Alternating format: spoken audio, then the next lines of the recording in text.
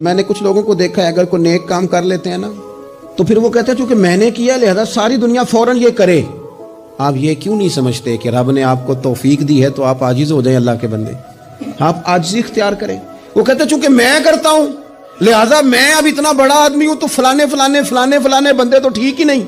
حضرت سعدی شیرازی کہتے ہیں کہ تہجد کا ٹائم تھا پرانے زمانے میں نا, لوگ مسافر اکثر رات مسجدوں میں آ کے گزارتے تھے. تو کہتے ہیں مسجد میں لوگ سوئے ہوئے تھے سارے, تہجد کا ٹائم تھا, میں تہجد کی نماز پڑھ رہا تھا, میرے والد بھی ساتھ تھے. تو میں نے اپنے ابا جی سے کہا یہ دیکھو کتنے بد نصیب ہیں, نفلوں کا ٹائم ہے اور یہ سوئے ہوئے ہیں. تو فرماتے ہیں میرے والد کہنے لگے کاش تو بھی سویا ہی رہتا, لوگوں کے کپڑے تو نہ پھاڑتا. او خدا کے بندے اگر تو نے پڑھی ہے تو تیرا اور رب کا رشتہ ہے, اس کی بنیاد پر تو دوسروں کو حقیر جاننے لگ گیا. علم پڑھے دا مان نہ کریے ماتا کی میں پڑھیا, او جبار کہار کہاوے متے روڑ دے میں دودھ کڑیا.